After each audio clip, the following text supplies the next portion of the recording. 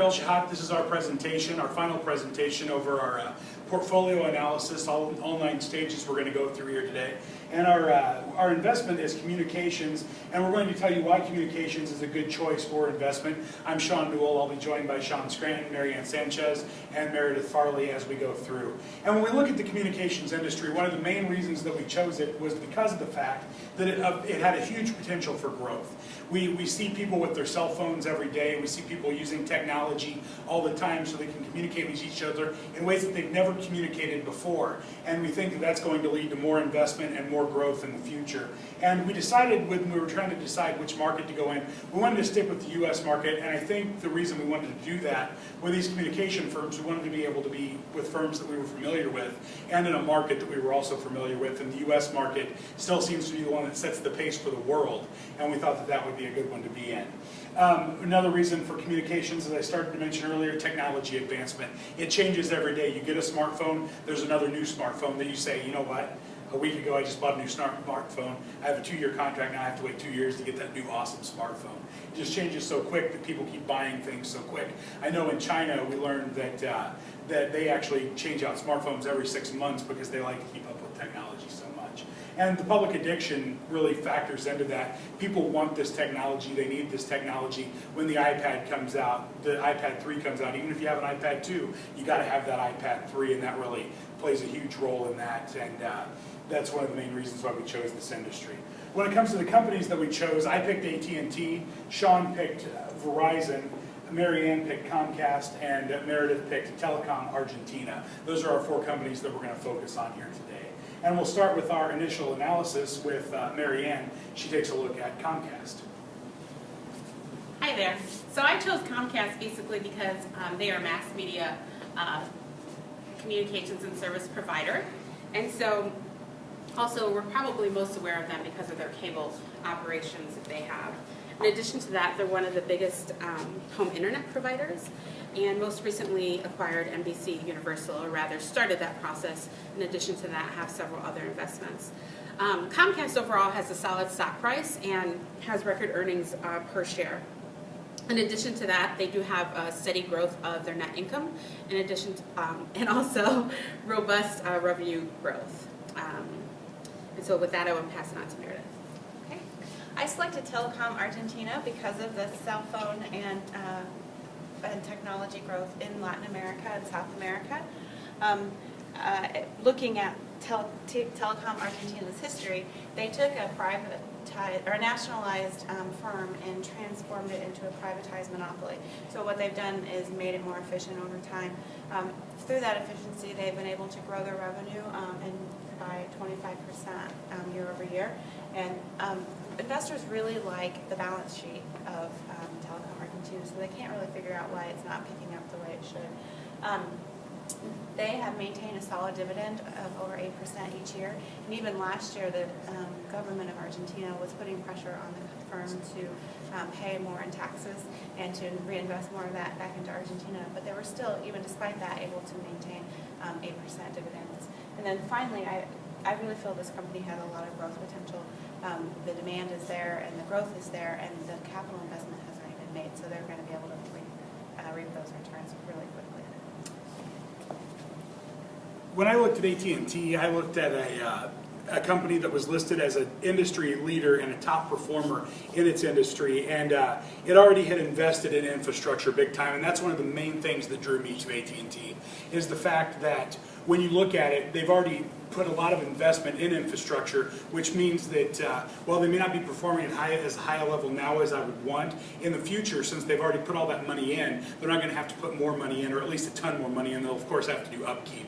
But in the scheme of things, they will be able to start reaping more profits because they've invested in that infrastructure already. And it seemed like a solid beginning investment in the terms of I've not really been a big investor in the past, and I wanted something that I knew would give me some gains without taking a big risk. And that's why I chose AT&T, was that I would see maybe some modest returns, but I knew I wasn't probably going to lose money in the process. And those were the top reasons for AT&T. And when it comes to Verizon's a company very similar to that, and Sean's going to talk about that.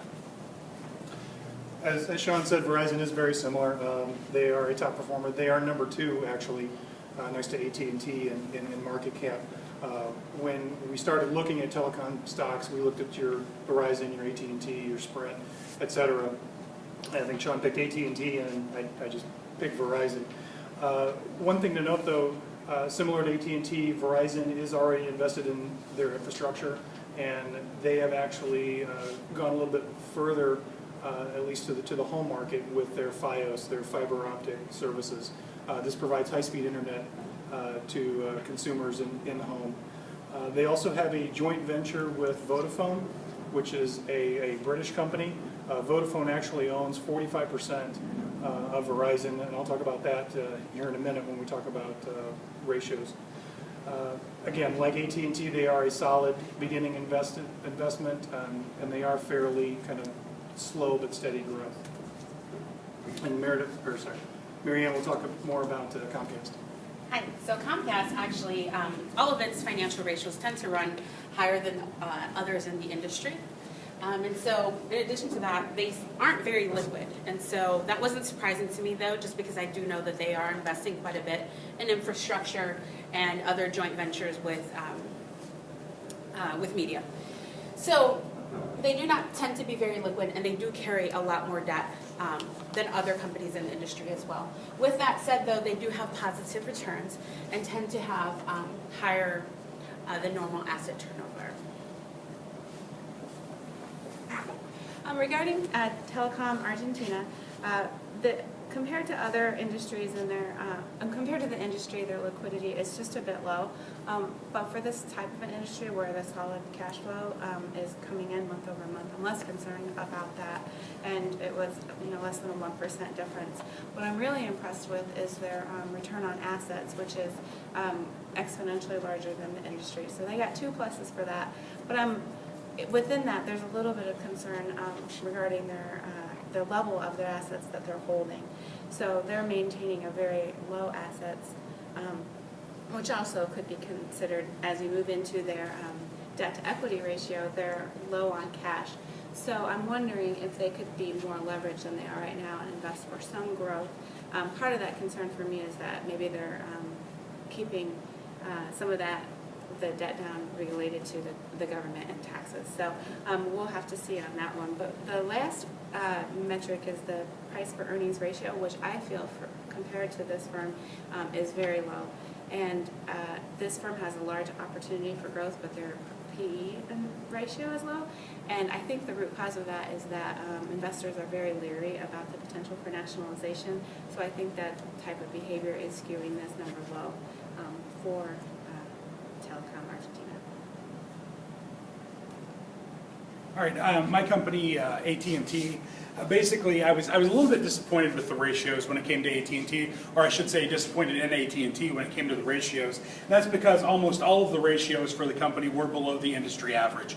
So I thought at first, oh no, I made the wrong investment when I picked this company. But the more I looked into it, the more I think that these numbers are more of an anomaly than they are something I need to be majorly concerned with. AT&T is not a liquid company and is tied down too much with liability.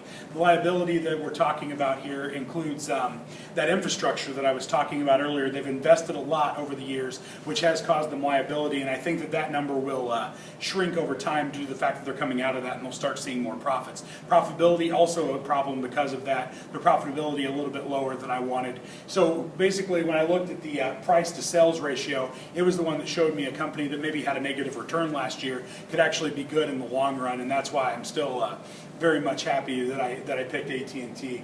And like I said, profitability is behind a little bit. The infrastructure in place, though, debt is expected to fall. Profitability will rise. That's why I think AT&T is still a good company to take a look at.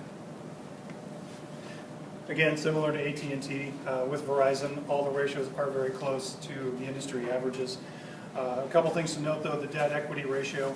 In 2008, Verizon acquired Alltel, and they used a significant amount of debt, and you can see in the graphs as the debt rises after they purchased Alltel. Also, something very interesting with the rest of the telecom industry, the PE ratios average down in the 20s or 30s or so. But what I saw with Verizon is that their PE ratio was up at 145. And taking a look at their financial statements, I couldn't really see why we had this kind of from 2010, almost overnight jump from 30 up to 145. And when I looked at their 10K, what they mentioned is that the stake in with Vodafone, they had the way they were accounting for that, they actually changed the way they were accounting for that. And so Vodafone was no longer being counted as part of Verizon earnings, at least in how they calculated the PE ratio. So that's why we had the jump. We had a lot less earnings, but in effect, the stake was still there. But because the price stayed the same, the PE ratio jumped significantly. And I think that's kind of why it's important when you're looking at these stocks, not only look at what the financials are, but also if you see something that's completely out of range, do some more research and look at the 10Ks and other information and try to figure out why that's happening. Now,